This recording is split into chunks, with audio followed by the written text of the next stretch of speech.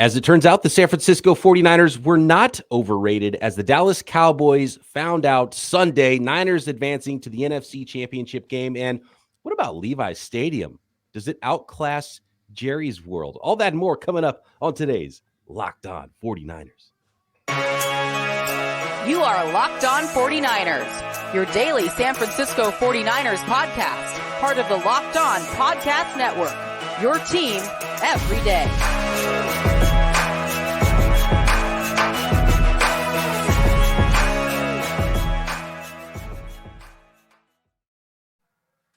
Welcome to Locked On 49ers. Brian Peacock and Eric Crocker at BD Peacock at Eric_Crocker. Thanks everybody for making us your first listen every day here on the Locked On Podcast Network, your team every day. Today's episode is brought to you by our newest sponsor, FanDuel Sportsbook, official sportsbook of the NFL. Make every moment more. Visit FanDuel.com/lockedon today to get started. Taking a little look back at 49ers Cowboys, a fantastic divisional round matchup, a really tight one, 19-12. Our Rapid React pod breaking the whole game down yesterday. You could find that here or YouTube or wherever you find your podcast. You can find that show. But just a couple of more notes on that game. And Croc, as it turns out, the San Francisco 49ers team was pretty good. It was pretty darn good. Let's start there because there was some thought that the 49ers maybe had played a kind of an easy schedule, which they did. They're actually, the 49ers schedule ranked 32 out of 32. The 49ers did play an easy schedule. And I think that was one thing that we had asked on the podcast here. We had talked about looking ahead, playing against some playoff teams. How is that going to look? And I think the 49ers did get tested, especially with a better defense than they've seen all year. And I think that affected more than the defense, because some people said the 49ers defense was overrated. I was a little bit more worried about what the offense would look like against better defenses in the league. And I think we found that out. And there's a certain way that teams are trying to attack the 49ers. But, man, people didn't believe in the 49ers defense, Croc? Well, I'm scrolling through Twitter, and, I'm kind of going on my, Victory Lab, Super Bowl tour. It was my Super Bowl, right? Beating the Cowboys was my Super Bowl. You were puffing your chest out a little bit the last few days. I've noticed that for sure. Right. So now, I'm feeling good, and I'm going through, and I look at my timeline. I'm getting tagged in different things. People want me to kind of poke at some of these Cowboy content creators. And we do have one guy that says, I'm not going to say frauds, but San Francisco defense isn't everything folks say they are. And this was something that he tweeted out prior to the actual game, which I think is coming on NFL Network right now. If y'all want to kind of rewatch that, that's on in the background. I'm watching it. But, when I say right now, by the time they listen to it, it'll be well off. It'll replay again. All right, yeah. Check your local listings. Anyways, I guess if you look at a specific game, a specific performance, and you want to use that as the only thing on their resume, then I guess you could come away as, hey, this team is a little fraud, right? If you only look at the Chiefs game, if you only look at the Raiders game, then okay, I guess you could say that. But if you look at their overall full body of work, the defense was really good all year. They're one of the top teams in taking the ball away. They're one of the top teams in interceptions. You have Nick Bosa, he's going to be Defensive Player of the Year. You had guys that rallied around him. You have the best linebacker core in the group. I mean, you got an all-pro safety. You got an all-pro at every level. They have everything. And they play extremely well more times than not. So to say that they're kind of looking a little fraudish, to me is a little disrespectful. And I'm glad that the 49ers held the Cowboys to 12 points for that certain content creator. And just the stark contrast, because we knew it. And the Cowboys looked great, and Dak Prescott had his best game of the year against the Tampa Bay Buccaneers in the previous playoff game for the Cowboys. And I think there was a false sense from Cowboys fans, and who knows, maybe even the players on the field, that they were maybe a little bit better than they were. But, Croc, we knew, because we had just seen the 49ers do the same exact thing to the Buccaneers a couple of weeks before that. So we knew not to take that too seriously when a team beats down the Tampa Bay Buccaneers, as Brock Purdy did in his very first career start, by the way. 35-7, the 49ers beat the Buccaneers, even worse than the Cowboys did. So we knew what that was all about. Most teams, when they face the 49ers, they find out really quick that there's something different going on that side of the ball for the San Francisco 49ers. And sometimes it even carries them into the next week, as the 49ers have shown their schedule not great, but part of it being not great is teams were even worse after they played the 49ers than before the 49ers. And I think some defensive coordinators might look at what the Niners did, try to emulate some things. And of course, the 49ers just beat teams up and bully them a little bit. So it might be a hangover effect there. But nonetheless, any talk about the 49ers defense, especially being overrated. I mean, I could see if someone doesn't believe that what they're seeing from a 7th round rookie quarterback is for real and has some doubts there. I don't have those doubts as much as some people do, but I can understand why you'd have that. If you watch the 49ers at all and watch their defense and you thought that they weren't just an awesome unit, then you probably have to have your head examined. All right, they fly around. They make big hits. They make big plays. I mean, this isn't the San Francisco 49ers defense from, was it 2017 when they had 5 total takeaways in the entire season? Was that 17 or 18? One of those years, they had 5 total takeaways. I've never seen that in my life, right? This defense is not that. They're high flying. Everyone respects them. They got guys that make plays at every level. You could look at certain guys, right? And I think I had somebody tag me and they're like, oh man, either us or people were saying Dallas Lenore is the weakest link. And they're like, well, the weakest link on a terrific team, I mean, how weak is that on other teams that might not be as good? Like, somebody has to be a weak link somewhere. And I thought Dallas Lenore, there was a stretch over a few games that he got bombed on, right? I mean, it happened. But I also tried to keep things in context to say, well, that wasn't something that happened throughout the year because we're just now talking about it. Like, nobody was talking about Dallas Lenore before the Washington game and it was Washington and then the Raiders game. And then the first play against the Cardinals, the last play. So it was like a 3-game stretch of, hey, this is not best foot forward. Are they going to do something? Are they going to put in a guy like Jack Rabbit, right? Because it was looking like the weakest link. But prior to that, I mean, nobody had issues with him. So, I mean, he's been awesome now, right? I mean, we're talking about two games. And when we say awesome, he's taking the ball away. And he's challenging himself. He's done those things in 2 playoff games. And he's saying, okay, if I'm the weakest link, come at me and see what happens. And he's picking people off, and he's playing really good football. And it was probably overstated that he was the weakest link because you're talking about a team that has all pros at every level of the defense. I mean, right. If he's not the weakest link, let's say weakest link, and we got to put that in air quotes because, again, we're talking about somebody that has to be, the weakest of that unit. Like, who else would it be? Someone's got to bat 8th on the 27 Yankees, right? Right. That doesn't mean they're a bad player because they're the best lineup of all time. I'm not calling the Niners defense the best lineup of all time, but they're a really good unit. And I think some people are getting much worse, including the Dallas Cowboys cornerback play from some of their corners than the 49ers are with their weakest link in Dallas Lenore. So good on Dallas Lenore. And he faced all haters. And it's made him a better player. I love the competitiveness there. And that's kind of what he always showed from the first day of his first training camp, right? He's always had that competitiveness. And I think that's what's going to carry him throughout his career. He's not the biggest, fastest guy, clearly. There were some other things that were being said in this thread as well. Here's one. The Cowboys point differential of plus 125 in the regular season. During the season, the 49ers faced the Chiefs plus 127 and the Seahawks plus 6. Every other opponent that the 49ers faced finished with a negative point differential. Now, that is something that you can somewhat cherry pick because if you look at the NFL this year, there just weren't a lot of well-rounded teams. Even a team like the Minnesota Vikings, who the Cowboys beat, had a negative point differential. Yeah, the Giants, who were playing in the divisional round as well, had a negative differential for the season.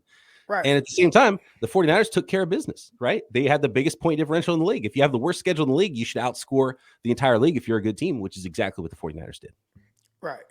And it's not their fault because they didn't start off as the worst, right? I'm pretty sure when the season started, you look at strength of schedule. I bet the 49ers had a top 7 schedule as far as, So I remember, actually, I was thinking back. Do you remember when we did our preseason, like, okay, let's go through the schedule and predict what the 49ers record is going to be? And we were going week by week. Do you remember? Because at this point, we're thinking, okay, Trey Lance, his first year as a starter. Remember after week 8, the first half of the season was a lot more difficult than the second half of the season. Yeah. And it looked that way even to start the year. And we're like, man, at the end of the year, I think the 49ers can go on the run. But man, if they're 4-4 after 8 games, that's pretty good. Do you know what the 49ers record was after 8 games? 4-4. 4-4, right? And so that bye week was big. It was like, man, if you're close to 500 after that bye week, I think they can go on a run in the second half of the season because it looks like it's a little bit of an easier schedule. And then even some of the difficult teams weren't playing at their highest level. but the 49ers made everybody look worse too. And that's what's key. And they handled their business against those teams, especially. And look, the 49ers did the same thing last year. So there's almost like a Kyle Shanahan trait, it seems like now, where you kind of start a little slow and weird, and then the team just gets stronger and stronger as the season goes along. Yeah, and part of that is the eye test thing. All right, the strength schedule not great. Well, that's why they're blowing these teams out. So clearly they are a good team. As part of our look back at beating the Cowboys in the divisional round, I want to talk about a couple of players, Fred Warner being one. We talked about him a little bit yesterday, but how good was he on Sunday? Trent Williams, maybe a little Nick Bosa, Micah Parsons as well, with some of the takes that are out there. And hopefully we can speak honestly and analyze what we saw on the field from the 49ers and the Cowboys Sunday. And, oh, yeah, what about Levi's Stadium? Better than Jerry's World? Some people think so, including some Cowboys fans, which might surprise you. Next, we are super excited about our newest sponsor. Today's episode brought to you by the Locked On Network's official sportsbook, FanDuel. Super excited about this one because FanDuel is the #1 sports book in America.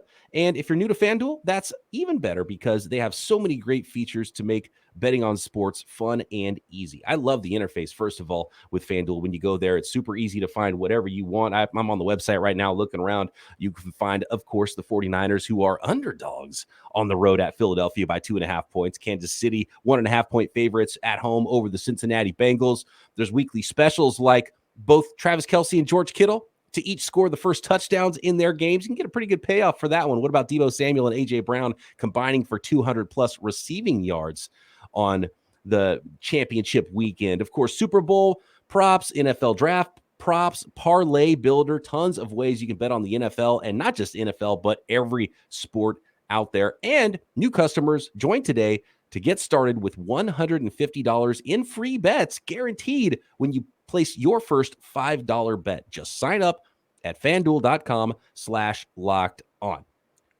Super easy. App is safe to use, secure, and you will have so much fun at FanDuel. So, football fans, don't miss out. Place your first $5 bet and get $150 in free bets, win or lose, at FanDuel.com/locked-on. Make every moment more with FanDuel, official sportsbook partner of the NFL.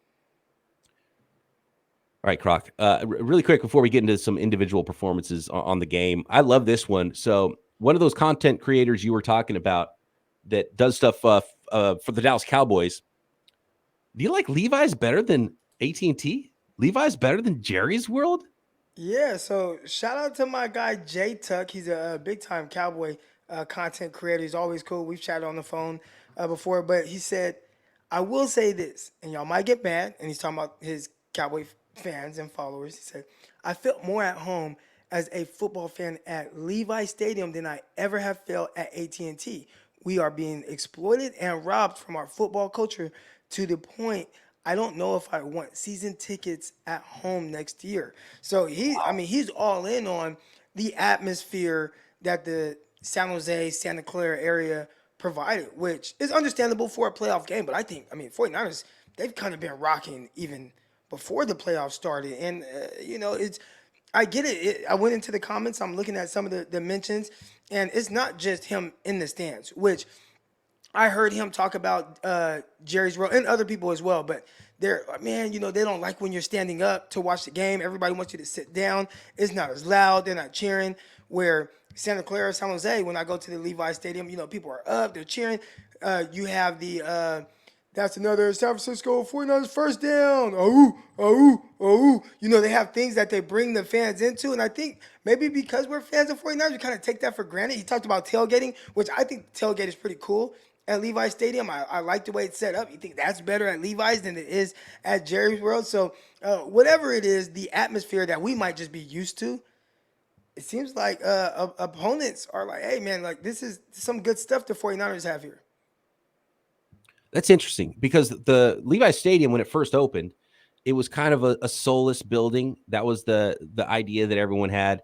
And, it was more of a wine sipping, Bay Area environment. And it wasn't, that hardcore fan environment like Candlestick Park might have been. And I think I felt that a little bit.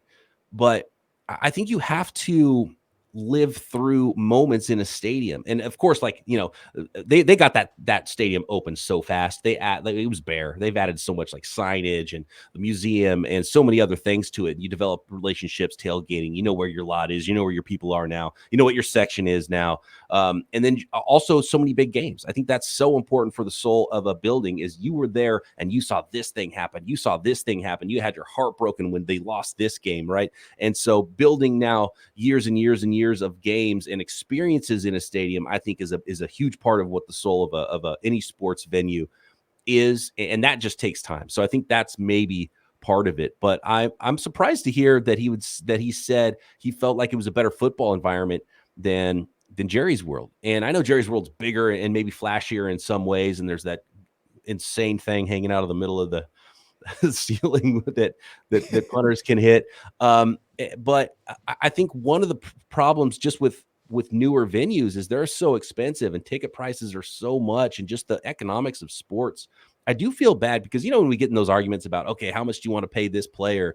And then a lot of people, fight for the player and say, oh, this player should get every penny because why are you standing for the billionaire owner, And my thing is always like, well, I'm not really trying to help the pockets of the billionaire owner or the millionaire athlete. I'm thinking about the fans. And right. I'm thinking about how much it costs to take your family to a game to maybe buy a jersey for your son or daughter and maybe even buy some food. You want to buy a beer. It's like, you can't, like most people can't afford that. Definitely not afford that 8 times a year if you got season tickets. And so I think that's what sort of happens is the regular fan kind of gets priced out in a lot of ways with the newer stadiums and the economics of sports. And it can affect what a fan base is. And you're just never going to go back to what it's like in, 1989 at Candlestick Park, because it's never going to be like that again, but I'm a little surprised to hear him say that about Levi Stadium versus Jerry's World. I've never been there, so I don't know. And I've seen more baseball stadiums than football stadiums, so I don't really have a lot to compare Levi's and even Candlestick to, because most of the games I've gone to are either right here. And basically, you know what? I've never seen a professional football game east of the West Coast, basically. I've been to Seattle, been to LA, both of the stadiums for the 49ers, and San Diego, and that's it. Oh, yeah. See, and finally, I've kind of traveled, especially a little bit more over the last couple of years. Shout out to the Locked On Network. But I went to the Atlanta Stadium. Now, again, some of this you have to take with in the thought of maybe the team not being in the best spot. So that could have something to do with like the environment that you're feeling. Now, the Cowboys, they're winning. So especially over the last 2 years, if you go to a Cowboy home game, I mean, last year they had a good record. This year they had a good record. So they've been winning. So if you still don't like that environment, that's different. But I went to the 49ers-Falcons game. The 49ers were really supposed to win that game, right? Falcons weren't this big juggernaut of a team. Didn't feel as great of an environment. I went to the Chicago Bears game week 1. Against the 49ers. And again, that one, it was like storming. It was storming before. It was some of the hardest rain I had ever seen in my life. I looked to my brother Donald and I said, let's just go to watch this game at a bar. Because it was just dumping that hard. He was like, no, we got to go. Even if we got to go sit in it, we're just going to go sit in that weather. I'm like, dang, all right. And so I think maybe because of the weather and how that was, it wasn't just this vibrant, away type thing. And then you go to Levi Stadium. I call it Levi Stadium because it's Levi South, SoFi, and that might as well be a 49er stadium. So yeah, I went to Philadelphia last year, week 2. Oh, and yeah, what's that? Because I feel like that's going to be an environment next It was supposed to be, and they came off a big win, right? So week 1, they came off of a big win, the Philadelphia Eagles. And it just, I didn't feel it. And then you start talking about football environments. I went to the 49ers Commanders game a few weeks ago, and it was rocking. I mean, the crowd was going. I felt like there wasn't an empty seat in the house. I mean, that was against the Commanders. And Yeah. it felt more like football, which you would think the Philadelphia Stadium, like, that's football. But again, the game started slow. It was kind of weird. There wasn't these super high moments. I think the 49ers won, like, I don't know, 16-9 or whatever the score was. It wasn't this high-powered game. I don't think that the Eagles, even though they won their first game pretty handily, they didn't have these high expectations. So maybe that has something to do with it. But so far, I mean, again, I'm not hyping up Levi Stadium, but as of late, it does feel pretty good. And I didn't really think about it until I saw that comment. What about college stadiums? Do you think there's something to Brock Purdy having played a lot of college football, played in some big games, that maybe the atmosphere isn't that big for him compared to someone like Trey Lance, who came from North Dakota State? Because one of the coolest football games I've ever seen was University of Wisconsin, and it was a rivalry game. It was Wisconsin versus Minnesota. You know, their rivals. It was actually snowing. It was really cool, and I've never. And in a lot of ways, it was cooler than an NFL game, and pretty dang important and pretty dang loud. So I could see how you could feel a little battle tested if you are a player who's played a lot of meaningful college football games. Yeah, college football. And there was a player that said it. Like, dude, I played at LSU. Who was? Maybe it was Joe Burrow, or it was. Yeah. Oh, Joe Burrow talking about playing at Arrowhead. That's what it was. Yeah. And they were like, "Oh man, you got to play at Arrowhead." Like, and he's like, "Play at LSU," and that LSU crowd is wild, and it is an amazing college football experience. Their chants. They have some of the wildest chants that I can't even say what it is, what they say. But yeah, they say some wild stuff. So great environment. Yeah, you play for LSU or you are a team that plays against them, you definitely get to experience something different. Just saw some highlights today from that. I think it was a 42-41 final score. Jalen Hurts against Brock Purdy at Oklahoma against Iowa State game. And there's some good highlights in that game. What did it look like? I saw a picture of them, and it was like one of them threw 5 touchdowns, the other one threw 6 touchdowns. But yeah, I didn't watch the game. I just saw a couple of highlights. I didn't see the whole game, but that's what sort of reminded me of this conversation about the stadiums and about being battle tested. Like, you know, going and playing in Oklahoma, there's a lot. I mean, some of these stadiums have like 80,000 seats too. Some of these college stadiums, like that's loud, and there's some pretty lubed up fans in there. So, the big house, I feel like Michigan, I think it's like seats 100,000. That's nuts. That's crazy. So, yeah, anyway, Levi Stadium. It's growing a soul, and I really think every time the 49ers make a playoff run, it's going to feel more and more like home, and it's never going to feel exactly like Candlestick. And I love Candlestick, and I watched a lot of baseball games there, even more so than football games. But, you know, and of course, the stadium that you grow up watching games in, and you watch the dynasty like the 49ers in there, it's going to have a special place in your heart. So it's never going to be that. But Levi Stadium has turned out to be a lot better environment. And the more playoff games there are, the better that environment's going to be. Are we not making a big deal? And again, I understand you want to win that Super Bowl. But the fact that Kyle Shanahan with the 49ers has gone to 3 NFC Championship games in 4 years, like, isn't that – it's kind of wild. I mean, again, I know you got to finish, but just in the sense of, and I tell people, for me, you want the Super Bowl, but I love the fact that we are this late in the year still talking about an upcoming game. And to me, again, you want to win the Super Bowl, but I value as a fan just that ability to just, hey man, like there is a game coming this week. Oh yeah, and the fact that you've done this 3 out of the last 4 years. Where there are some teams, Dallas Cowboys, I just saw it. I kind of posted this. It's kind of a wild tweet. I don't want to repeat it on air. But it was all the things that happened before the last time, or since the last time the Cowboys played in an NFC Championship game. And it was like Dak Prescott's mom and dad haven't met. They hadn't had sex yet to conceive Dak Prescott. Or it's Jalen Hurts. I think it was Jalen Hurts. Or they haven't done anything to conceive him. And you know, and then he hadn't, you know, he had to learn how to play football, and then he had to go to college, and then he transferred to another school, and then he got drafted, and he sat behind Carson Wentz. All those things happened, and he eventually reached an NFC Championship game before the Dallas Cowboys. And I think we kind of, because it's happened, you know, 3 out of the last 4 years, I don't take it for granted. I really appreciate just reaching that kind of level of play, but a lot of people are just like, oh, it doesn't matter unless you win. And it's like, man, I enjoy this journey. What the having the 49ers are. Having the opportunity to win often is way better. And we talked about this a couple weeks ago, like where the Rams could go if they fall off a cliff now because of the way their roster was built. It's way cooler to be going back again, having that opportunity to win again and again, rather than just winning one and then being bad. And we want them to win. Don't get that. Oh yeah, confused. no. How about just keep winning them all? How about that? Right. Yeah. And I don't think the 49ers are going anywhere like the Los Angeles Rams, but the NFL is chaotic.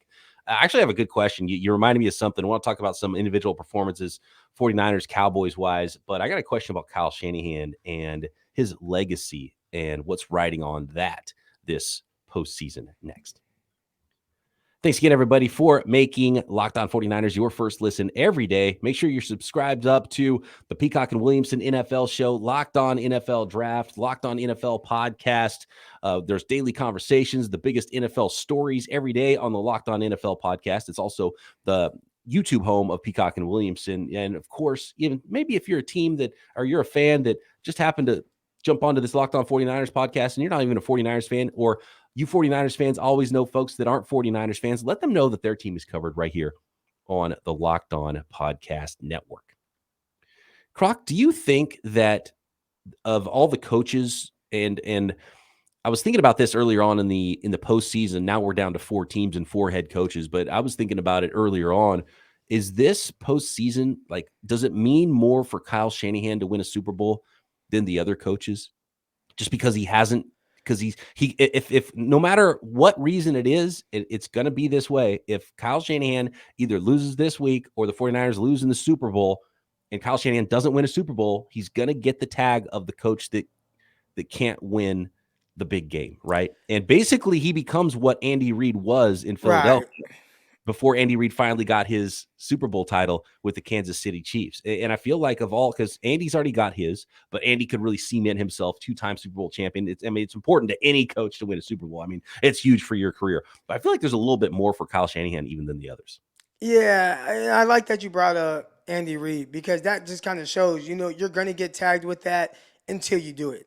And he's a guy that had a lot of success in Philadelphia. I believe it was like 4 straight NFC Championship games. That's wild. And didn't win that big one. And I think when that happens, a lot of people think that you just can't. And he's like, no, I can. I just got to figure it out. I think that just goes to show really more so just how hard it is to win it, right? Like the 49ers right now, let's say hypothetically speaking, they win the Super Bowl. To do that, to achieve that, they would have won, it's like 12 straight right now, 14 straight games to close out the year. Like, that is hard. It's hard to win that many games in the year. In the playoffs just to win the Super Bowl, even if you didn't win the Week 18. Right. So, I mean, we're talking about something, and again, he's going to be judged off of that game. I think here's the thing that you can take away from it, and Kyle can take this as a positive. When people have those type of expectations for you, that means they just hold you to a certain standard. And there are other coaches that will never be held to that standard, right? They're not going to be judged off of it because they don't get there. Kyle, the only reason why he'll be judged a certain way is because he gets there consistently. It's like you keep seeing him there, so you want to see what he's gonna get one. It just matters things going your way because it's so hard to win them. It's also a reminder, next year, no matter who the 49ers quarterback is, no matter how the 49ers season ends this year, don't start calling for Kyle Shanahan to get fired after the 49ers start off the season a little shaky for the first 6 to 8 games. Think about this. If Kyle Shanahan were to be fired tomorrow, let's say, knock on wood, 49ers lose the NFC Championship game. And 49ers are like, you know what? We're going to fire you, Kyle. They fire him. How long will it take for him to get a job? And will other teams fire their current coaches? Yeah, that's what I was going to say. He might not want any of the open jobs, but a job might happen to open up for him immediately, right, if that was the case. Right. So it's like Denver would hire him in a heartbeat. He'd be Denver's head coach before the phone, even before he hung up the phone after getting that would be face to face. But his phone would be ringing from the Broncos before he even got out of the meeting room if he got fired. So when you look at it from that standpoint, it's really more so about just win the big game, and all that talk goes away because people, everyone knows how real good / great of a coach that he is. I think people appreciate what he is. And, we've questioned different things, and justifiably so. There are a lot of people like, hey, man, you people said fire. Well, yeah, he had one winning season in 4 years, and it was going on one winning season in 5 years. I think you can question the guy at that, even if his one winning season was really high. Now, this year, I learned my lesson from last year. I'm like, well, I'm not panicking at all. Like, the dude, like, we just saw what he did the previous year. Like, they'll figure it out. And that's just really understanding how great of a coach that he truly is. And I think there's a lot to say for that, to have that type of coach who, I hope he's the 49ers coach for the next 15 years because of how he's been able to coach up guys, how he has responded to a lot of adversity that he's had to go through with this team, whether it was a good season, bad season, and then, injuries. And then, man, you spent a lot. They say you miss on a quarterback, and I'm not saying they missed on Trey Lance, but they say if you miss on a quarterback in the draft in the top 5, it sets you back 5 years. And we haven't even been able to feel the effects of either having him or not having or whatever because they've just kept it rolling regardless. I mean, that alone says how good of a coach that he is putting guys in certain situations. If you would have told me right after the 2021 NFL draft that in January of 2023, Kyle Shanahan would have had or Trey Lance would have not have proven to be a good quarterback yet, I probably would have thought, oh man, Lynch and Kyle probably are about to go if that's the case. If you didn't tell me anything else about what happened, right? But it's remarkable that they're going to the NFC Championship game right now. And it's not that quarterback that's taking them there. And it's not to say that Trey Lance is going to be bad or anything like that. But what else they have done to build a good team and what he's getting out of the guys he's had, even though the quarterback thing has been so weird, is pretty remarkable. And nobody's perfect. It's like saying, hey, Steph Curry missed that 3. That was a pretty ugly shot. That's not saying Steph Curry can't shoot threes, right? And so if we question, time management at the end of the first half, and some people just, get mad because you're questioning stuff, that's what we do. We're going to be truthful. We're going to analyze it. We're going to call things as we see them. But man, right now Kyle Shanahan's dealing, and it'd be hard to trade him for just about any coach in the league. So here's the question, I think now we are seeing a trend as far as who he is. And I saw someone question it. I'd have to say I saw you respond to it about his aggressiveness or lack thereof. If Kyle doesn't win a Super Bowl, I think that will be the reason why. If he doesn't win with the 49ers, it'll be that doesn't put them on the table. You know what I'm saying? Like, you gotta at some point to win it. And I go back even to the 49ers Super Bowl against Kansas City Chiefs. People forget this. Kansas City went for it several times. 4th and 1, 4th and 2. And it was like, we have to score. We have to score this touchdown. And they were very aggressive just to kind of really, I guess if you think about that time, let's say they go for it and they don't get it. That's bad. Let's say they go for it and they kick a field goal. I think that gives the 49ers even more cushion towards the end of that game, right? If everything kind of still plays out the same. So that aggressiveness, it takes a lot. It takes a lot to win the Super Bowl.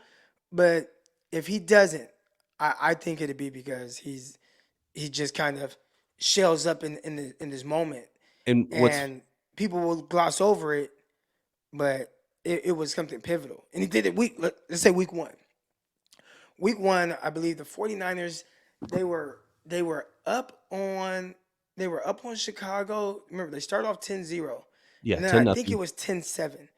And there was this Chicago play scored right before the half, right? It was 10-7, right? Or right at the beginning? No, I think they scored right after, maybe. It was all second half points that they scored. Okay. But the 49ers were up 10-7.